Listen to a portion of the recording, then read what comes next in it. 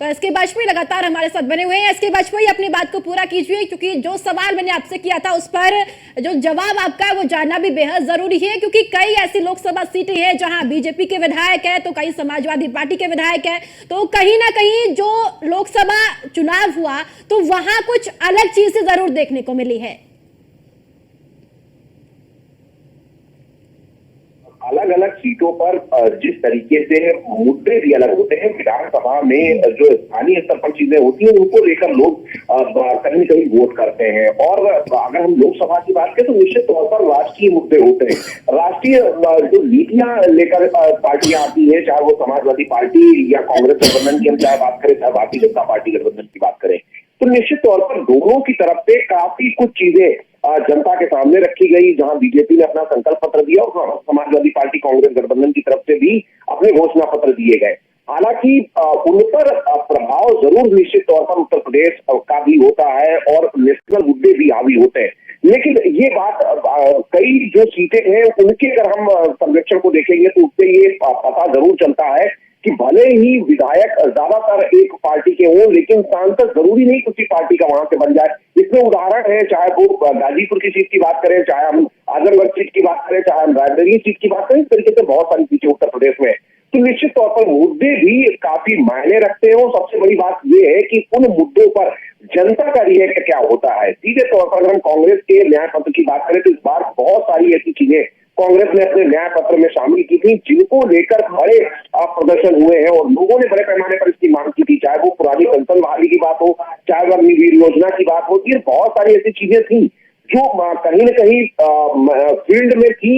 लेकिन बावजूद इसके जो अभी आंकड़े आ रहे हैं तो इनसे ये चीजें जरूर पता चल रही है कि जनता ने शायद उन चीजों पर उतना विश्वास नहीं किया जितना कि भारतीय जनता पार्टी की तरफ से किए गए वादों पर किया है। बिल्कुल। इसके वाजपेयी, अगर साइलेंट वोटर की बात हम यहाँ पर करते हैं तो साइलेंट वोटर का भी एक अहम रोल यहाँ इस बार देखने को मिल रहा है, क्योंकि ज्यादातर वोटर ऐसे हैं जो इस बार साइलेंट है। बिल्कुल, ये भी एक चीज इस बार काफी संख्या में दिखाई दी कि हम बड़े पैमाने पर अलग अलग सीट्स पर जाकर वहां के वोटर से बात कर रहे थे, उनकी चीजों को जानने की कोशिश कर रहे थे, किन मुद्दों को लेकर वो वोट करने जा रहे हैं उस पर बात कर रहे थे। लेकिन बावजूद इसके इस बार वोटर काफी कुछ खामोश रहा है। ज्यादातर सीटों पर चाहे वो इंडिया गठबंधन को वोट करने वाला वोटर हो या फिर भारतीय जनता पार्टी को वोट करने वाला वोटर हो, बहुत ज्यादा खुलकर बात वोटर्स ने नहीं की है।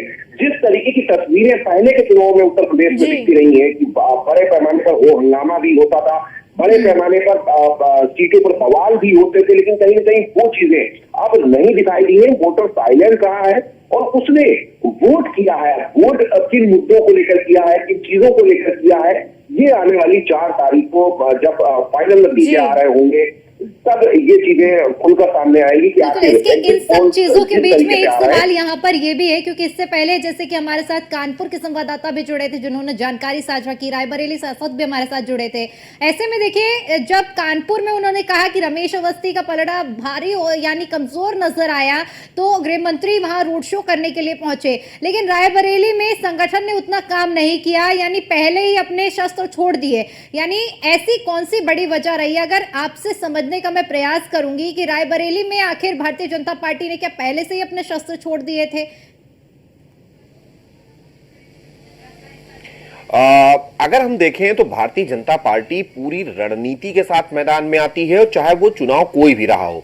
और जहां तक रायबरेली का सवाल है, भारतीय जनता पार्टी ने उत्तर प्रदेश सरकार में मंत्री दिनेश प्रताप सिंह को मैदान में उतारा है। हालांकि लंबे वक्त से वो लगातार भारतीय जनता पार्टी नेतृत्व से मांग कर रहे थे कि उनको मैदान में उतारा जाए। हालांकि बहुत देर में बीजेपी की तरफ से यह निर्णय लिया गया और राहुल गांधी भी वहां से मैदान में। हालांकि बीजेपी ने वहां पर कई कार्यक्रम किए हैं। मुख्यमंत्री योगी आदित्यनाथ वहां 2 बार जाकर प्रचार कर चुके हैं। उसके अलावा उत्तर प्रदेश के दोनों डिप्टी सीएम वहां जा चुके हैं। लगातार उत्तर प्रदेश सरकार के मंत्रियों को वहां पर कैंप कराया गया। तो निश्चित तौर पर भारतीय जनता पार्टी ने कोई कोर कसर नहीं छोड़ी है। लेकिन बावजूद इसके बीजेपी कहीं ना कहीं कोशिश जरूर कर रही होगी कि उन सीटों पर ज्यादा फोकस किया जाए जिन पर बेहतर परफॉर्म किया जा सकता है। हालांकि अगर हम रायबरेली सीट की बात करें तो पिछली 5 बार से लगातार वो सीट कांग्रेस के पास है और सोनिया गांधी वहां से लगातार सांसद रही हैं। तो ऐसे में शायद बीजेपी ने यह भी रणनीति बनाई होगी कि उन सीटों पर ज्यादा फोकस किया जाए या ज्यादा समय दिया जाए जिन सीटों को भारतीय जनता पार्टी आसानी से जीत सकती है, या कुछ अंतर से पिछली बार जीती थी उन पर ज्यादा मेहनत करके उस सीट को सुरक्षित किया जाए। जी बिल्कुल, एसके वाजपेयी आपके पास हम फिर से लौटेंगे।